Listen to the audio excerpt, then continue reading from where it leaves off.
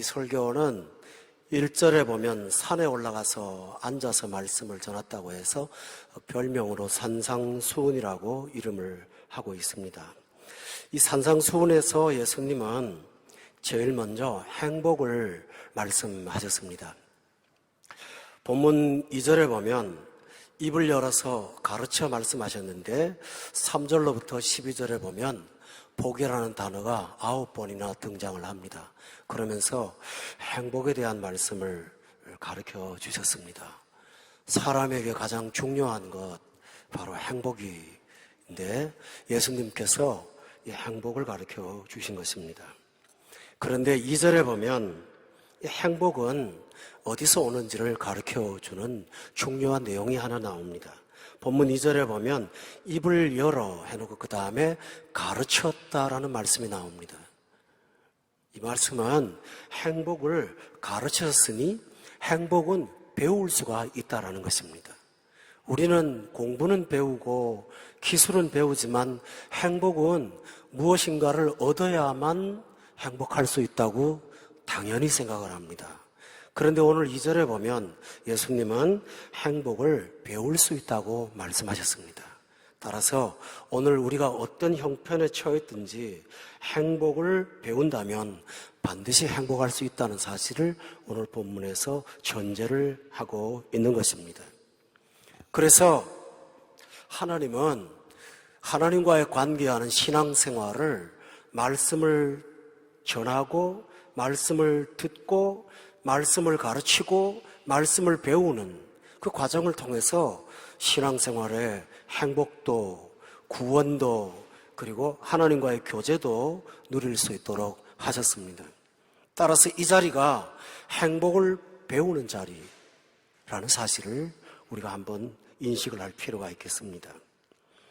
그리고 행복이라고 하는 것은 어떤 내용인가 하면 행복은 몸만 건강하다고 행복한 것 아니고 정신도 건강해야 되고 또 물질이 넉넉하다고 해도 가정이 평화로워야 행복하고 가정은 행복하고 내 식구는 좋지만 주변 사람들과 관계가 좋아야만 또한 행복할 수가 있고 또 주변 사람들하고 사는 이웃들끼리가 평화와 안전한 동네에 살아야만 행복할 수 있는 행복은 단순하지가 않습니다. 행복은 매우 많은 것들을 온전히 갖춰져야만 행복해질 수가 있습니다. 그런데 팔복은 바로 그 통합된 행복이 뭔지를 가르쳐주고 있습니다. 우리가 팔복은 3절로부터 출발해서 마지막 절까지 나아가지만 그 복은 하나하나 따로 떨어져 있는 것이 아니고 앞에 복이 뒤에 열매를 맺고 뒤에 복이 또 뒤에 열매를 맺는 그런 구조로 되어 있습니다. 그런데 앞에 복은 3절에 보면 심령의 가난입니다. 따라서 우리 내면이 행복한 것부터 출발을 합니다. 그런데 그것이 조금 더 발전을 해서 7절에 보니까 다른 사람을 긍휼히 여기는 사람으로 커져갑니다. 그뿐만 아니고 9절에 보면 화평하게 하는 사람이 또 됩니다. 그러니까 내 내면의 평안만 갖고 행복이라고 하지 않고 그것을 가지고 이웃을 향하여 나아가고 또 분쟁과 불행이 있는 곳에 가서 그것을 화평하게 만드는 능력을 갖는 사람, 이렇게 이 팔복은 따로따로 떼어져 있는 8개의 복이지만 이것이 하나로 묶어져서 하나의 행복을 말씀하고 있습니다. 결국 이 하나의 성품을 다듬어가면 우리가 이 퍼즐을 맞추어 보면 이 속에서 우리가 발견할 수 있는 한 분이 계십니다. 그분이 누구냐 하면 바로 우리의 구원자이신 예수님입니다. 다시 말하면 행복은 예수님을 닮아가면 행복해질 수 있다는 것을 말씀하고 있습니다. 그 출발이 내 속에 있는 가난으로부터 시작을 합니다. 그런데 그것이 나중에 천국을 소유하는 부요로 발전을 하고 있습니다. 따라서 오늘 우리가 아무것도 없는 빈손으로 와서 출발했지만 우리가 예수님을 따라가면 얼마든지 행복할 수 있다는 사실을 성경은 말씀하고 있습니다. 따라서 여러분이 행복하기를 원한다면 한번 저를 따라합시다. 예수를 닮자. 이것이 행복입니다. 그 다음에 행복은 관계가 좋아야 합니다. 본문에 보면 3절로부터 5절은 하나님과 나와의 관계입니다. 하나님을 표준으로 삼으니까 내 자신이 너무 빈약한 존재예요. 하나님을 표준으로 삼으니까 하나님을 닮아가기 위해서 애통하게 돼요. 그리고 내가 힘이 있는 것처럼 느꼈지만 하나님을 비교해 보니까 나는 아무것도 아닌 존재라서 온유한 사람이 돼요. 이렇게 하나님과의 관계가 좋아지는 것이 행복입니다. 여러분, 온 세상의 사람들하고 다 관계가 좋아도 하나님과의 관계가 온전하지 못하면 여러분은 하나님의 진노 가운데 있기 때문에 결코 행복하지 않습니다. 또 하나님과의 관계가 좋아지면 나와 나 자신의 관계가 좋아집니다. 내가 나를 건강하게 만들어야 됩니다. 사람은 이상하게 다른 사람하고는 사이가 좋은데 자기하고 사이가 안 좋아요. 다른 사람하고는 관계를 잘하는 사람이 자기하고 자기끼리는 불행해요. 그런 사람이 굉장히 많아요. 머리로는 끄떡이는데 마음이 안 따라줘요. 자기하고 싸우는 거예요. 마음은 느끼는데 머리가 안 따라가줘요. 자기하고 싸우는 거예요. 머리도 끄덕여지고 마음도 느낌이 오는데 막상 움직이려고 하니까 잘 안 돼요. 자기하고 싸움이에요. 그런데 행복한 사람은 마음과 머리와 행동이 서로가 싸우질 않아요. 내 안에서 내가 하나가 돼 있어요. 한편으로는 이렇게 살아야지 하면서 한편으로는 아니지가 아니라 마음먹은 의지대로 할 수가 있는 그런 사람이 되는 거예요. 이렇게 할 때 행복할 수 있어요. 또 하나 중요한 사실은 나와 이웃과의 관계예요. 내가 혼자 살지 않아요. 옆에 이웃들과 같이 사는데 그 이웃과의 관계가 불행하면 우리가 행복할 수가 없어요. 그런데 우리는 이렇게 생각해요. 이웃과 관계가 좋으려면 좋은 이웃을 사귀어야 된다고요. 기왕에 만나는 사람은 나를 힘들게 하는 사람보다는 나하고 교제할 수 있는 좋은 사람하고 만나면 나는 행복할 거라고 생각을 해요. 근데 오늘 본문에 보면은 이웃이 7절에 보면 긍휼히 여기는 자예요. 이 말은 무슨 말이냐 하면 불쌍한 사람인 거예요. 내 집에 돈이 좀 있어요. 넉넉하진 않지만 생활의 형편이 돼요. 그래서 식구들하고 휴가가 되면 가방에다가 짐을 싸서 해외로 여행을 가요. 그런데 바로 옆집에 우리 사촌이나 혹은 집안이나 혹은 이웃이 너무 가난하게 살아요. 쉽지 않아요. 나는 여유가 있어서 갈 수 있지만 내 이웃을 생각하면 내가 마음이 편하질 않아요. 근데 하나님은 그런 사람하고 관계가 좋은 게 진짜 행복이라는 거예요. 그래서 부자는 가난한 동네 가서 안 살아요. 불편하니까요. 부자는 부자촌에 가서 살고 가난한 사람은 부자 동네 가서 살기가 좀 어려워요. 제가 아는 집사님 한 분은 서울 그 반포의 팔레스 호텔 그 뒤에 사시는데요. 그 동네에 그 유명한 그 프랑스촌 설해마을인가 그 있어요. 근데 그 동네에서 유일하게 아주 낡은 연립주택에 사세요. 연립주택에 사는데 그 부잣집 사람들이 아주 비싸게 사줄 테니까 지금의 가치보다 배나 줄 테니까 이 연립주택에서 이사를 좀 나가라고, 그리고 좀 헐어버리고 좀 번듯한 집을 짓자고 그러더랍니다. 가게에 가면 시장 가서 싼 동네 가서 사면은 1,000원이면 살 걸 거긴 몇천 원을 더 주고 사야 되니까 동네가 살기가 참 어렵더라라는 거예요. 그러나 진정한 평화는 부자와 부자끼리 행복한 것이 아니고 가난한 사람과 가난한 사람끼리 행복한 것이 아니라 긍휼히 여김받을 사람과 내가 온전한 관계를 갖게 되는 것, 이것이 바로 행복입니다. 팔복의 삶이 되면 그게 가능합니다. 또 하나 있습니다. 10절에 보면 박해를 하는 이웃이 내 주변에 있습니다. 나를 힘들게 하는 거예요. 그런데 그런 사람하고 관계가 좋아요. 이런 사람이 행복한 사람인 거예요. 또 하나 중요한 사실은 우리는 행복하려면 전쟁이 없는 동네로 이사를 가고 환경이 좋은 데 가서 살아야 되고 사람들이 괜찮은 사람들하고 섞여서 사는 거, 이게 좋다고 생각을 해서 우리는 가급적이면 어려운 데를 피해 다니려고 해요.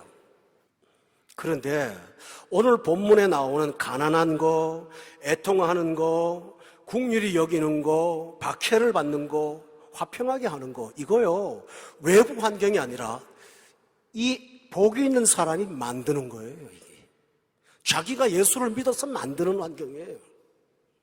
그런 환경에 살면서 꾹 참는 것이 아니고 의를 위해 살다 보니까 박해를 만들어가는 거예요. 화평케 하려고 하다 보니까 그런 마음 갖고 살다 보면은 분쟁에 있는 자리가 내 자리라고 생각하고 소명으로 거기를 가는 거예요. 그러니 여기 팔복에 나오는 이 어려운 환경은 내가 없는 곳에 살아서 많은 것이 아니라 내가 가서 만드는 거예요. 세상이 주는 게 아니에요.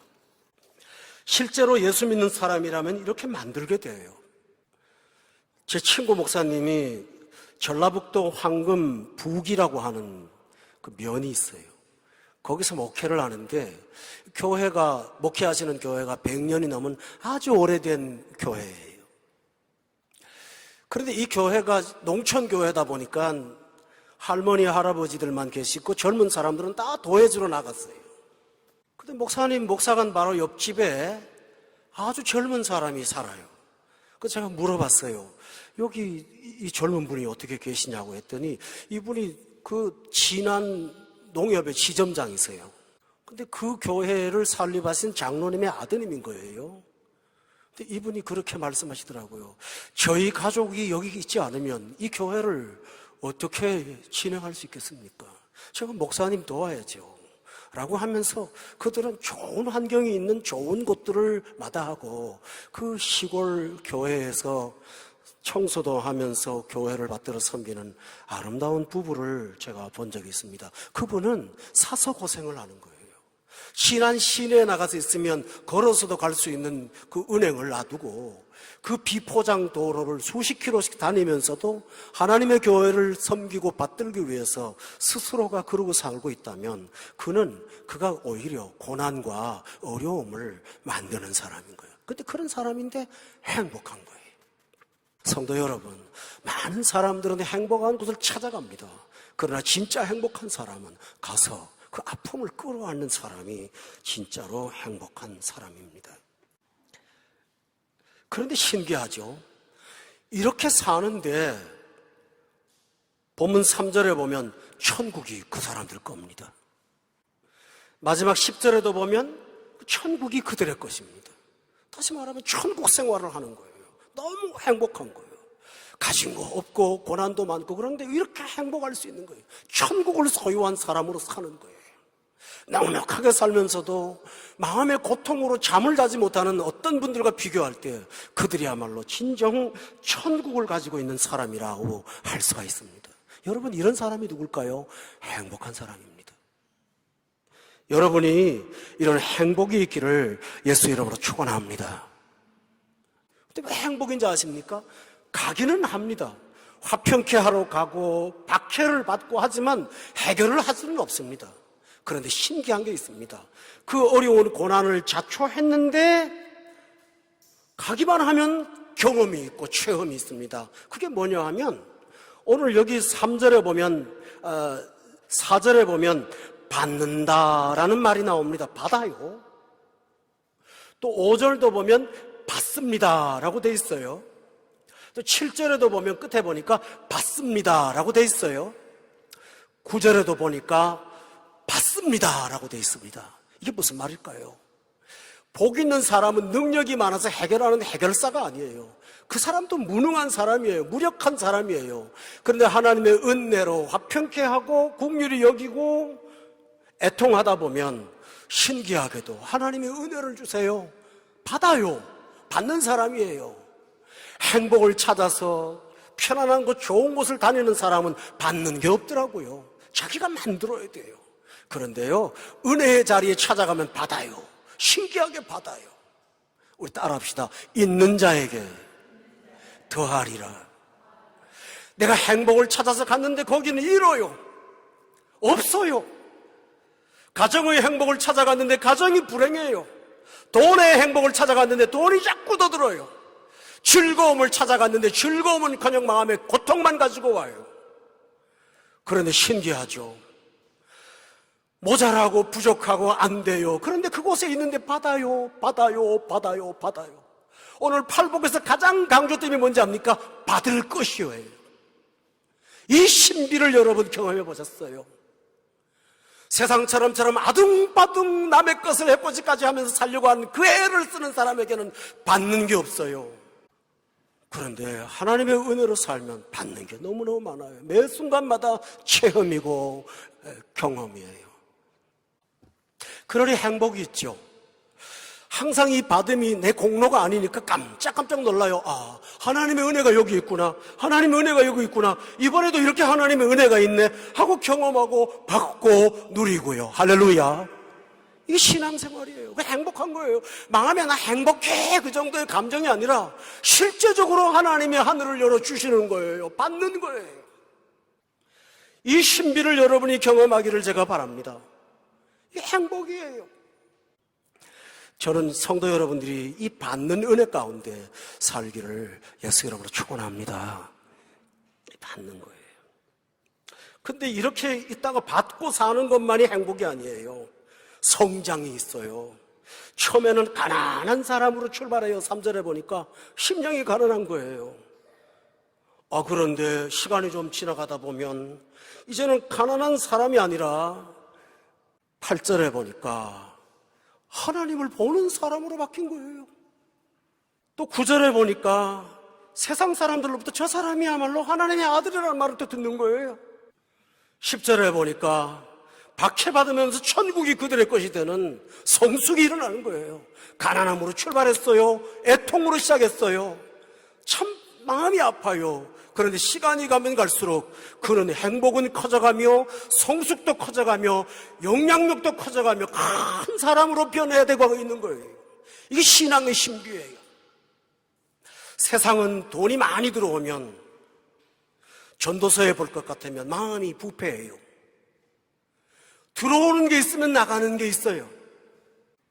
미국의 텍사스주에 한참 석유가 나올 때 동네 사람들이 자기 땅에 석유 나오는가 시초를 했대요. 시초하면 어떤 집은 뻥 터지고 어떤 집은 또 안 터지고 그러죠.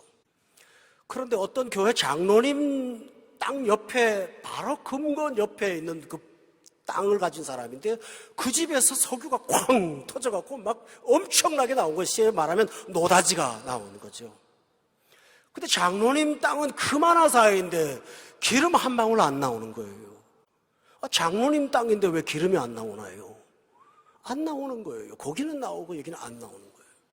그래서 장로님이 이렇게 기도했답니다. 하나님 어떻게 살짝 1m도 비껴가셨습니까? 그렇게 기도를 하셨대요. 오랜 세월이 지났어요. 그 기름을 팔아서 집을 짓고 옆집은 좋은 차를 사고 자녀들은 즐거운 생활을 하기 시작했답니다. 장로님은 가진 게 없으니까 하나님을 바라보며 경건하게 산 거예요. 어느덧 10년도 지나고 조금 지나서 들려오는 소식이 들려오는데 그 집의 아들은 이혼을 해서 2번째 결혼, 3번째를 했다느니 자살을 했다느니 마약을 했다느니 이런 소리가 계속 들어오는 거예요. 그런데 장로님의 가정은 모자라진 않지만 그렇게 부자는 아니었더라도 경건하고 행복한 거예요. 그 장로님이 감사합니다 하나님. 하나님께서 1m 싹 빗겨나가서 그쪽에 검은 게 터지고 저한테 안 주신 게 너무 고맙습니다 라고 기도했다고 합니다. 여러분 이게 받는 거예요. 성숙해가는 거예요. 옆집은 기름이 터져서 점점 더 나빠져 갔어요. 그러나 기름이 터지지 않았는데도 하늘의 은혜를 받아서 그분은 신령한 경건한 가문을 만들 수가 있었다는 것이죠. 성도 여러분, 이것이 바로 받는 것이고 성장이 있는 것입니다. 예수님이 주시는 행복은 만족감 정도가 아닙니다. 어제 다르고 오늘 다르고 오늘보다 내일이 더 좋은 것, 이것이 주님이 주시는 행복입니다. 우리 사랑의 교회 성도들에게 이 행복이 주님으로부터 넘치도록 부어지는 은혜가 있기를 저는 정말 원합니다. 이런 걸 알다가 보면, 너무 좋은 걸 알다가 보면 마음에 다가오는 정서적 아픔이 하나 있어요. 그게 뭔지 아세요? 애통이에요. 자녀를 해외에 보내시고 부부가 사시는 분들은 아마 제 마음 공감하실걸요. 아이들이 맛있는 음식을 좋아하는데 그거를 남편하고 둘이 나누어서 식탁에 앉아 먹으면 눈물이 나요. 왜 그렇죠? 자식 생각이 나요. 사람이 좋은 걸 알면 첫 번째로 마음에 다가오는 게 있어요. 나같이 좋은 거 누리지 못하고 사는 가족, 이웃 생각하면 마음 아파요. 애통하는 거예요. 바울 사도가 그래요. 예수 믿고 나니까 세상에 이렇게 좋을 수가 없어요. 이렇게 좋을 수가 없어요. 그런데 한편으로 가슴이 아파요. 양심의 고통이 있고 근심이 떠나질 않아요. 이 좋은 예수님 왜 내 식구들은 안 믿는지, 왜 저 형제는 믿지 않고 거부하는지, 그게 너무 마음 아파요. 그때 다가오는 마음이 뭐죠? 애통이에요. 애통이에요. 저는 성도들을 목회하면서 행복의 길이 여기 있는데 그걸 놔두고 분주하게 다른 데 쫓아다니고, 행복이 여기 있는데 행복을 찾겠다고 엉뚱한 데 가서 있는 걸 보면 제 마음이 애통해요. 마음이 아파요. 집에서 기도할 때 눈물이 나요. 가진 거 다 가지고 왜 스스로 불행을 자초하는지 그게 너무 마음 아파요. 그때 우리의 심령에 애통이 생깁니다. 애통이 있어요.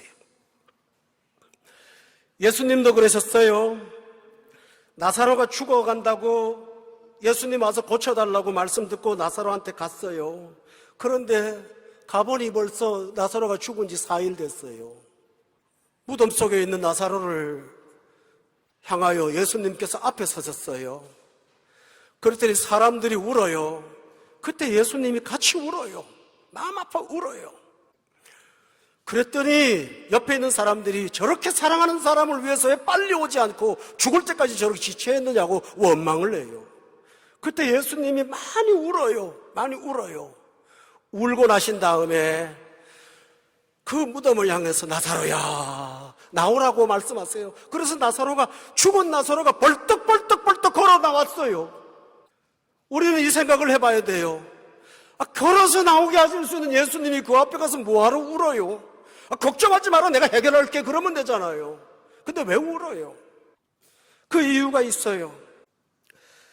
인생이 아담 이후로 하나님 앞에 순종하고 살았더라면 그 죽음 보지 않고 살 수 있었을 거예요. 예수님이 십자가에 달려 죽는 엄청난 일까지 벌어지지 않아도 됐을 거예요. 그런데 죄 때문에 어쩔 수 없이 죽어야 하는 불행한 인생들을 보면서, 그 인생의 결과들을 보면서 예수님 참 마음 아파하셨어요. 경건한 성도가 되면 좋아도 눈물 나고 기뻐도 눈물 나고 답답해도 눈물 나고 괴로워도 눈물 나는 거예요. 그래서 바울 사도는 성도들 한 사람 한 사람을 예배석 교회에서 영혼을 다듬을 때 각 사람을 눈물로 훈계했다고 그렇게 기록했어요. 울었어요. 한 사람 붙잡고 울었어요. 너무 답답했어요. 제가 새가족반 공부를 시작할 때마다 느끼는 거 있어요. 그분들 다 똑똑하고 좋은 분이에요. 근데 항상 하는 질문들이 있죠. 하나님이 왜 선악과를 만들어서 우리를 이렇게 해놓고 당신 책임 아니냐고. 그건 뭐 항상 1번지고요. 그 다음에 가인이 결혼했다는데 여자는 어디 갔습니까? 그러고요. 성경이 앞뒤가 안 맞네요. 그러고 뭐 그럽니다. 몰라서 그러실 수 있어요. 근데 공부를 마치고 집에 가면 저는 속으로 울어요. 저분이 유명한 학교를 나와서 똑똑한 분인데 이렇게 무지할 수도 없고, 그 문제를 앞에 두고 당신의 문제인데 하나님과의 어떤 토의를 하려고 하는 그 모습을 보면서 마음이 아파요. 너무 아파요. 성도 여러분이 거듭나서 예수님 알고 성령 충만하면 불신의 가족들을 보면서 이 눈물이 아마 고여 있을 거라고 저는 믿습니다. 눈물이 있을 거예요. 이게 애통이에요. 예수님이 예루살렘 성을 보시면서 겟세마네 동산에서 울었어요. 그때 말씀하시기를 평화에 관한 일을 예루살렘아 네가 알았더라면 하고 울었어요. 오늘 많은 사람들이 평화에 관한 일들이 예수 안에 있음에도 불구하고 그들은 뭐 바람난 것처럼 세상의 쾌락과 유희와 악을 쫓아가면서 살 때 예수님은 그를 붙잡고 목이 메어 우시는 거예요. 네가 평화의 길을 왜 모르냐고요. 왜 모르냐고요. 예레미야 선지자도 마찬가지예요. 슬프가 아프다라고 말을 했어요. 참으로 하나님의 은혜를 안다면 행복하지만 행복하기 때문에 눈물 나는 거 많아요. 하나님의 영광이 떠난 교회, 진리가 선포되지 않고 인간의 욕망을 부추기는 이상한 사설들, 이단의 문제들을 보면서 눈물이 나요. 누구보다 잘 믿는 것처럼 말하면서 가정을 회파하고 아내를 아내 노릇 못하게 하고 엄마를 엄마 노릇하지 못하게 하면서 교회만 돌아다니게 하는 사람들을 보면 나는 가슴이 미어질 것 같아요. 예수 이름으로 어떻게 가정을 그렇게 함부로 할 수 있나요? 제 마음을 여러분이 공감하실걸요. 여러분 눈물 나지 않으세요? 그 불쌍한 영혼들 보면서. 그런데 이런 사람이 복이 있대요. 하나님께서. 우리 따라합시다. 애통하는 자는 복이 있나니. 왜 복이 있나요? 내가 이 목사인 저나 여러분이나 할 수 있는 거는 애통하고 복통하고 마음 아파하는 것밖에 할 게 없어요. 할 수가 없어요. 그런데 애통하다 보면 하나님이 해결해 주세요. 그래서 위로가 돼요. 나는 한쪽에서 울었는데 그 다음날 일어나 보니까 하나님이 그 문제를 해결하셨더라고요. 그 영혼을 다루셨더라고요. 그걸 보면서 위로를 받을 수가 있어요. 전도를 하고 복음을 전하고 아무리 해도 그 뜨거운 마음이 열리지 않아요. 그런데 어느 날 보니까 하나님이 하셨어요. 하나님이 그 사람을 돌려놨어요. 그걸 보면서 위로가 돼요. 수십 년 전 목회할 때 신앙생활 제대로 하지 못한 성도들이 있었어요. 그런데 오랜 세월 뒤에 어쩌다가 우연히 만났어요. 그때 저를 보고 목사님 제가 장로입니다. 제가 남전도회 회장입니다. 그럴 때 저는 하나님의 위로가 거기 있어요. 야, 여기 있구나. 그때 심어놓은 게 오늘 싹을 맺는 거구나 하고 위로를 받아요. 여러분 성경에 보면 모세라는 사람 아시죠? 그 어머니가 둘이에요. 친엄마하고 양어머니가 있어요. 자식을 품에는 안았지만 내 자식을 내 자식이라고 말을 못하고 키워요. 눈물 날까요? 안 날까요? 눈물 나죠. 마음 아프죠. 내 자식을 내 자식이라고 부르지를 못하니까요. 눈물로 키웠어요. 그런데 나이 40이 떡 되더니 그 호의호식하게 하고 잘 먹고 잘 살게 해준 그 엄마를 버리고 그 눈물로 키운 그 유모인 그 엄마의 민족을 찾아가서 구원하겠다고 할 때 모세가 그럴 때 그 어머니가 얼마나 위로가 됐겠어요, 여러분. 얼마나 위로가 됐겠어요. 내가 할 수 있는 것은 젖먹이면서 우는 것밖에 없는데 40년 지난 다음에 바로의 공주의 아들이라는 것을 거절하고 자기 백성과 고난받으면서 사는 참 사람이 되었을 때 그 부모의 마음은 그만한 위로가 없을 거예요. 사랑하는 교회 여러분, 애통하십시오. 우리가 할 수 있는 건 애통하는 것밖에 없습니다. 그런데 애통은 하나님의 위로가 있습니다. 그 위로를 우리가 경험합니다. 우리 이 땅에 살면서 이 애통으로 위로를 맛보고 그 위로를 나누어주며 그 위로의 천국을 이웃들에게 나누어주는 우리 모두가 되시기를 예수 이름으로 축원합니다.